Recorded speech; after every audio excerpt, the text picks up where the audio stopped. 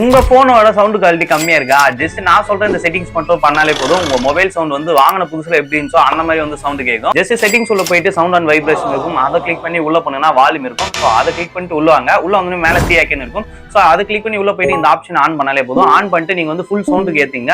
அதுக்கப்புறம் உங்க சவுண்ட் வந்து நார்மலா எப்படி இருக்குமோ அந்த மாதிரி வந்து சேஞ்ச் ஆயிடும். ஸோ இந்த செட்டிங்ஸ் பாத்தீங்கன்னா ஒன்லி சாம்சங் யூசருக்கு மட்டும் தான் யூஸ் ஆகும். அப்படின்னு சொன்னீங்கல சாரு.